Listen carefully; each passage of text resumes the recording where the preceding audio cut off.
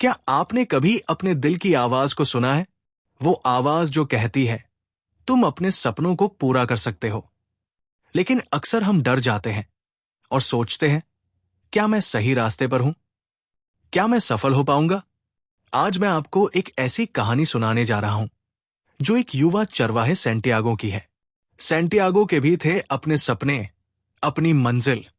उसने सुन लिया था अपनी तकदीर की पुकार। लेकिन क्या वो अपने सपनों के पीछे भागते भागते रास्ते की खुशियां देख पाया? क्या उसने अपने डर और असमंजस को परास्त किया? दोस्तों, ये कहानी है साहस की, विश्वास की और सबसे बड़ी बात, अपने सपनों को सच करने की। स्वागत है आपका ईयर पेज पर, जहां हम लेकर आते हैं पन्नों से कानों तक सोच बदलने वाली कहानियां। तो चलिए, चल पड़ते हैं सैंटियागो के साथ उस सफर पर, जहां हर मोड़ पर मिलती है नई सीख और जहां सपना बनता है हकीकत। सपना और बुलावा। एक शांत रात में, नीले आसमान तले, भेड़ों की अविरल आवाजों के बीच, एक युवक अपने ख्वाबों में खोया हुआ था। सैंटियागो, एक आम साधारण चरवाहा, अपने भेड़ बकरियों को चराने के बाद दूर क्षितिज को देखता हुआ अक्सर एक ही सपना बार बार देखता था। हर शाम जब सूरज डूबता, एक रहस्यमयी सपने के दृश्य उसके साथ आते। वो मिस्र के पिरामिड के नीचे एक खजाने का संदूक देखता है, लेकिन हर बार जैसे ही वो आंखें खोलता, सपना धुंधला हो जाता। इस अजीब ख्वाब की गूढ़ता ने सैंटियागो को बेचैन कर रखा था। सैंटियागो का बचपन एक छोटे चर्च के पास बिता था, जहां वो तारों भरी रातों में सपने देखा करता था। उसके पिता चाहते थे कि वह पुरोहित बने, लेकिन सैंटियागो ने भेड़ों के बीच रहना चुना था। अभी भी कई बार उसे अपनी पसंद पर एहसास होता कि कहीं उसने भी अपनी राह गुम न कर दी हो। लेकिन उसका दिल हमेशा कहता था, यहां कुछ अधूरा रह गया है, कहीं दूर कोई मंजिल तय हो। एक सुबह, दृढ़ निश्चय के साथ, सैंटियागो ने अपने आप से कहा, मुझे जानना है कि यह सपना क्या संकेत देता है। उसने अपना झोला पकड़ा और स्थानीय बाजार की ओर चल पड़ा, जहां एक ज्योतिषी रहती थी। रास्ते में वह चारों ओर फैली सुनहरी रेत को देखता गया और हर कदम पर उसे अपने सपने की सच्चाई का इंतजार होता रहा। मंदिर जैसी झोपड़ी में बैठी ज्योतिषी के ताबीज और हवा में बिखरी सौंदर्य झलकती थी। ज्योतिषी ने सैंटियागो को देखा और गहरी आवाज में कहा, बेटा, तुम्हारे सपने का मतलब है कि मिस्र के पिरामिड के नीचे बहुमूल्य खजाना दफन है। तुम्हें अपना व्यक्तिगत लक्ष्य पूरा करने के लिए जाना होगा। सैंटियागो को कुछ समझ नहीं आया। उसने चौंक कर पूछा, यह सब कैसे सच हो सकता है? मैं तो बस एक सपना देखता हूं।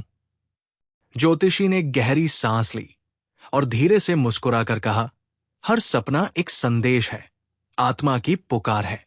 यही पुकार तुम्हें अपनी तकदीर तक ले जाएगी। उसकी पवित्र आभा ने सैंटियागो को विश्वास दिलाया कि यह सही दिशा थी। अगले दिन सैंटियागो बाजार में घूमते घूमते एक शांत और प्रखर बूढ़े आदमी से टकराया। उसके गहरे नीले आंखों में वर्षों का अनुभव था। वो सैलम का राजा मेल्किजेदेक था। राजा ने उसे देखने के बाद मुस्कुराकर कहा, तुम्हारा दिल तुम्हारे सपनों की कहानी बता रहा है। यही तुम्हारा व्यक्तिगत लक्ष्य है। इसे पूरा करना आसान नहीं, पर नामुमकिन भी नहीं। सैंटियागो ने उत्सुकता से पूछा, आप मेरे बारे में कैसे जानते हैं, राजा साहब? राजा ने बस इतना ही कहा, मैं जानता हूं कि तुम अपने सपनों का पीछा करते हो, जैसे हर मनुष्य को कभी न कभी करना चाहिए। फिर राजा ने उसकी परीक्षा लेने के लिए पूछा, बताओ, तुम्हारे पास कितनी भेड़ें हैं? सैंटियागो ने गिनती लगाई, मोटे तौर पर 1200 के आसपास। राजा हंसते हुए बोला, और मुझे इतना बता दो, जब तुम भेड़ें बेचकर अरब जाओगे, तब तुम्हारे पास कितने सिक्के रहेंगे? सैंटियागो चौंक कर बोला, मुझे मालूम नहीं, शायद 5-6 रहेंगे। राजा ने आंख बंद करके ध्यान से कहा, ठीक है, अब इंतजार करो। कुछ क्षण के बाद राजा ने 2 छोटे पत्थर निकाले, जिन्हें उरिम तुमिम कहते थे। उसने उन्हें सैंटियागो को थमाते हुए कहा, ये रहस्यमयी पत्थर है। एक हाँ का और एक ना का है। जब तुम्हें मार्गदर्शन चाहिए, इन पर ध्यान रखना और तुम्हारा दिल सही रास्ता दिखाएगा। सैंटियागो की आंखों में चमक लौट आई। उसने सभी भेड़बकरियों को बेच दिया और अपने सपने के लिए रास्ते के पैसे इकट्ठे कर लिए। उस रात उसने जहाज की टिकट भी बुक करवा ली, जो उसे अफ्रीका की ओर ले जाएगी। जल्द ही खुले समुद्र में हवा के झोंके ने उसका स्वागत किया। जहाज की लहरों की टकराहट जैसे संगीत की ताल थी और उसके मन में नए उत्साह के साथ पुरानी दुनिया की यादें थी। सैंटियागो ने पीछे मुड़कर अपने प्यारे स्पेन की रेखाएं देखी। चर्च की ऊंची घंटियां और नीम की परछाइयां अब क्षितिज में धंस चुकी थी। उसके दिल में हल्की खटपट थी। वो जानता था कि वो अपनी मिट्टी और अपने परिवार से दूर जा रहा है, लेकिन जिस तरह हर सुबह सूरज फिर से उगता है, वैसे ही उसके दिल ने भी उम्मीद की लौ जलाए रखी। सैंटियागो ने अपनी जेब में रखे राजा द्वारा दिए पत्थरों उरिम तुमिम पर हाथ रखा और धीरे से कहा, हे ब्रह्मांड, मुझे मार्गदर्शन दे। मैं अकेला नहीं हूं। अब जिंदगी के समुद्र में उसका पहला कदम था। उसका आत्मविश्वास ही उसका सहारा था। टांगियर, मोरक्को के बंदरगाह पर उतरा तो वहां की सजीवता ने उसे चौंका दिया। उगते हुए सूरज की किरणों में पोनी का रंग सोने जैसा दमक रहा था। हवाओं में किसी अजनबी शहर की खुशबू घुली थी। दूर से अरबी भाषा की गूंज, बाजार की हलचल और समुद्र की मीठी लहरें मिलकर एक नया संगीत बना रही थी। सैंटियागो ने अपने पैरों को धरती पर रखा तो महसूस किया जैसे समय थम गया हो। वो उम्मीद और नई चुनौतियों से भरा था। उसे याद आया राजा की वाणी, ब्रह्मांड तुम्हारी मदद करेगा। उसने दिल में ठाना कि चाहे कैसी भी कठिनाइयां आए, वो हार नहीं मानेगा। अगली सुबह जब पहली चिड़िया ने मीठी तान भरी, सैंटियागो ने फिर से उम्मीद भरे दिल से कदम बढ़ाया। उसने महसूस किया कि इतिहास अब खुद उसकी तरफ मुस्कुरा रहा है। सपनों की राह अब और भी चमक उठी थी। अपने साहस को दोहराते हुए उसने अपनी यात्रा की अगली मंजिल की ओर देखा। नई सुबह की शुरुआत ने उसके भीतर फिर से उम्मीद जगा दी थी। संघर्ष और सीख। तांगियर की गलियों में उतरते ही सैंटियागो के सामने अजनबियों की चहल पहल थी। यही एक आदमी आया जिसने उसे मिस्र तक पहुंचने का झांसा देकर सारे पैसे चुरा लिए।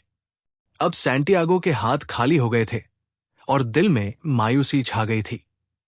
क्या मैंने अपनी पूरी जिंदगी उजाड़ दी? वो खुद से सवाल करने लगा। दुखी सैंटियागो ने काम की तलाश की और एक क्रिस्टल व्यापारी के पास नौकरी मिल गई। शुरू में तो नौकरी परेशान करती रही, लेकिन जब उसने क्रिस्टल के गिलास में चाय परोसने का नया तरीका निकाला, दुकान की किस्मत बदल गई। उसने नए आइडिया से दुकान में रौनक भर दी, जैसे अपने ही हाथों जादू कर दिया हो। क्रिस्टल का व्यापारी हैरान होकर बोला, तुम्हारे इस आइडिया से दुकान की बिक्री दुगनी हो गई। तुम्हारी प्रतिभा अद्भुत है। सैंटियागो ने आत्मसंतुष्ट होकर महसूस किया कि उसकी छोटी सी कड़ी मेहनत से उसके सपने की ओर रास्ता खुल गया है। समय बीतता गया। कुछ महीनों बाद सैंटियागो ने न केवल व्यापार सीखा, बल्कि पर्याप्त धन भी जोड़ लिया। जाते जाते व्यापारी ने उसे विदा करते हुए कहा, जाओ, अपने सपने को पूरा करो। मैं समझ गया हूं। अगर मैंने भी कभी अपने सपने के पीछे भागा होता तो शायद मैं भी खुश होता। सैंटियागो ने मुस्कान भरे दिल से जवाब दिया, आपकी सीख के लिए शुक्रिया मित्र। अब मुझे अपना रास्ता दिखाना है, मिस्र की ओर। और इस नए आत्मविश्वास के साथ वो काफिले में शामिल हो गया, रेगिस्तान पार मिस्र की ओर कूच करता हुआ। तांगियर की सुबह नई उम्मीद लिए दस्तक दे चुकी थी। सैंटियागो अब तैयार था नए सबक सीखने के लिए। प्रेम, रेगिस्तान और अल्केमिस्ट। रेत के विशाल समंदर में ऊंटों की एक लंबी काफिला धीमी चाल से आगे बढ़ रही थी। दिन की गर्मी धीमी हो चली थी और लाल की छटा अब क्षितिज पर फैल रही थी। दूर आसमान से सूरज की आखिरी किरणें गिरती रेत पर नाच रही थी। सैंटियागो ने आसमान की ओर देखा, जहां चमकीले सितारे उभर आने लगे थे। हर ओर सन्नाटा छाया हुआ था, पर उसकी आत्मा के भीतर उत्साह का शोर था। उसने गहरी सांस ली। मैं यहां हूं। ये मेरी नियति की शुरुआत है। कुछ देर बाद काफिला एक हरियाली वाले ओएसिस के पास रुका। पानी की हल्की लहर और सुरम्य पक्षियों की चहचहाट सुनकर सैंटियागो का मन तर हो गया। उसी झील किनारे उसकी मुलाकात फातिमा से हुई, जो वहां पानी भर रही थी। उसके चेहरे पर निस्वार्थ खुशी का तेज था और आंखों में गहराई सी थी। फातिमा ने हंसते हुए पूछा, अजनबी, तुम इतनी दूर क्यों आए हो?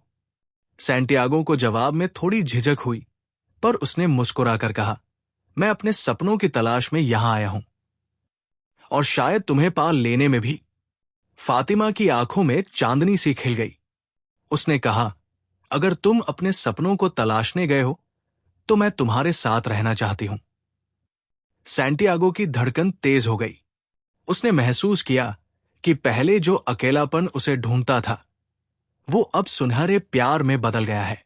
फातिमा ने उसकी ओर आंसू भरी आंखों से देखा और कहा, मैं यही इंतजार करूंगी, जैसे सूखा रेगिस्तान बारिश का इंतजार करता है। सैंटियागो ने नम्र स्वर में जवाब दिया, तुम्हारा प्यार मेरी ताकत है। तुमसे वादा है कि मैं लौटूंगा। उसने अपना हाथ बढ़ाया और धीरे से कहा, मैं तुमसे वादा करता हूं। कुछ दिन बाद पूरे काफिले ने मोहरे डालकर मिस्र की तरफ कूच जारी रखा। लंबी यात्राओं के बीच उसने एक अंग्रेज साथी यात्री से मुलाकात की, जो किताबों में अल्केमिस्ट की खोज में था। उस अंग्रेज यात्री ने उसे बताया कि अल्केमिस्ट प्रकृति की गूढ़ भाषा समझता है। कुछ दिनों की यात्रा के बाद सूरज की पहली किरणों के साथ वो अल फयूम ओएसिस पहुंचा। वहां बचपन के झूले की तरह लहराते पेड़ों के बीच एक शांत साधु खड़ा था। वो साधु वही अल्केमिस्ट निकला जिसकी खोज अंग्रेज कर रहा था। अल्केमिस्ट ने सावन की हवा में पूरे गांव की तरह उसकी ओर देखा और कहा, तुम्हारा दिल तुम्हें यहां ले आया है। आओ, मेरे साथ चलो, मैं तुम्हारी राह दिखाऊंगा। सैंटियागो ने आंखें बंद करके पूछा, क्या आप वो रसायनविद हैं जो धातु को सोना बना सकते हैं? अल्केमिस्ट मुस्कराया, धातु को सोना बनाना कला नहीं, प्राकृतिक धर्म है।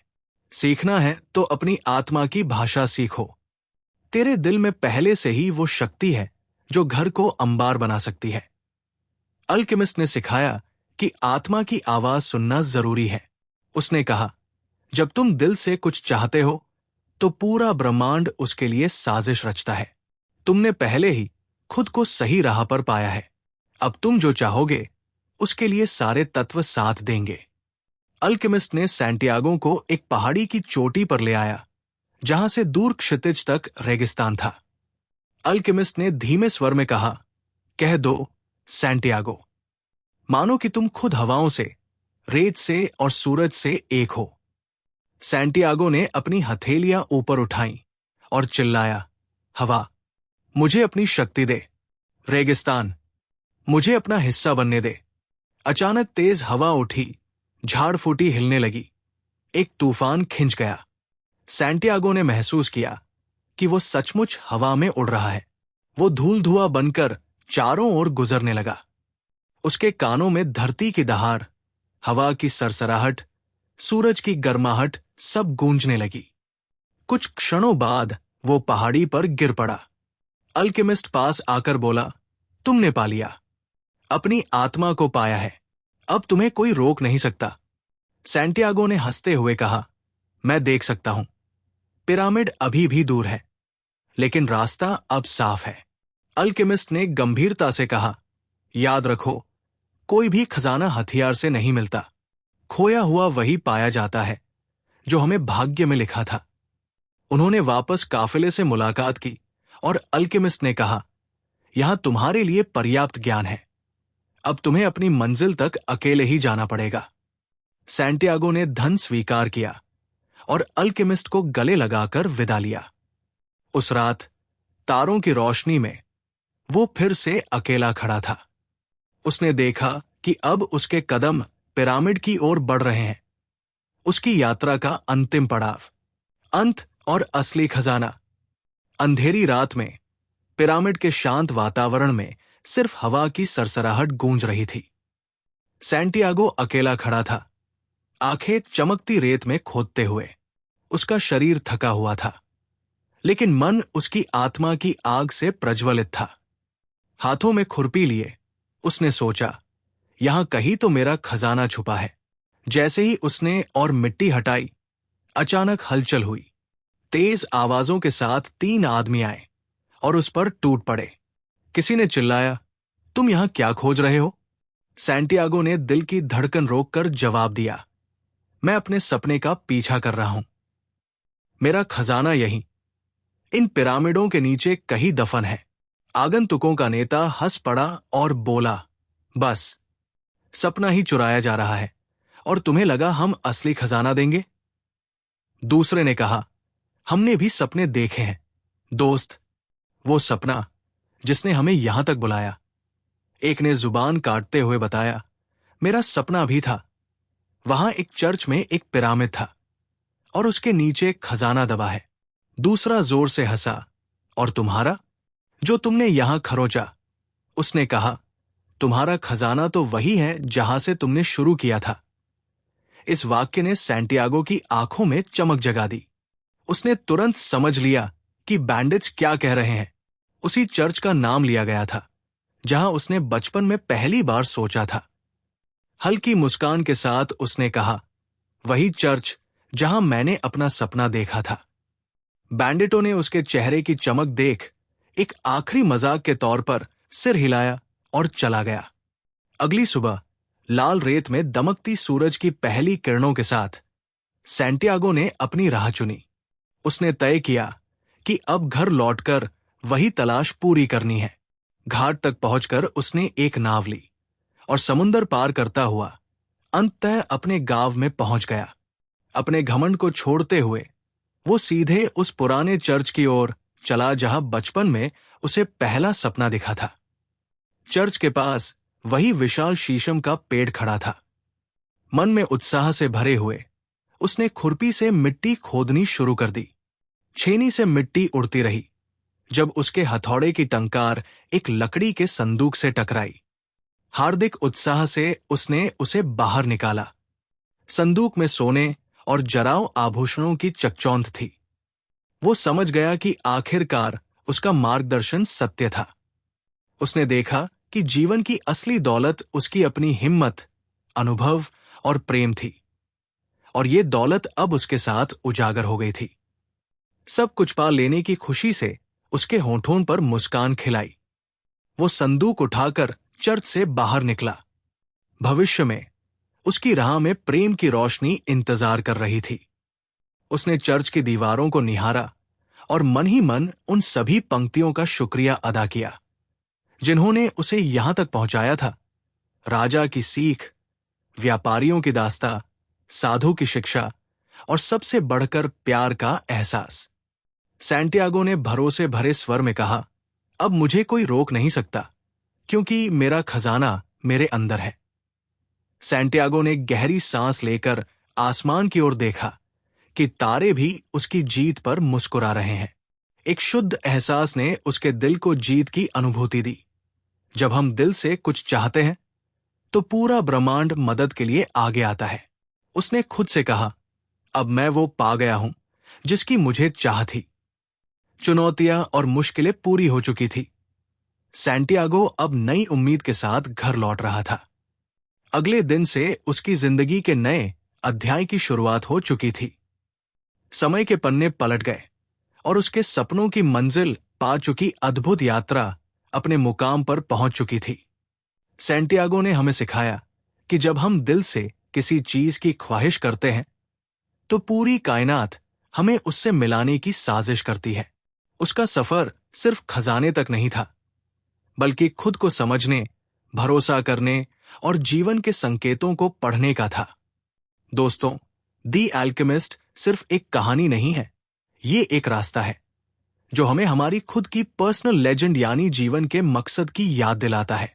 अगर आपके भी दिल में कोई सपना है तो उसे सुनिए, उसे समझिए और चल पड़िए उस ओर, क्योंकि असली खजाना मंजिल में नहीं, उस यात्रा में छुपा है जो हमें बेहतर बनाती है।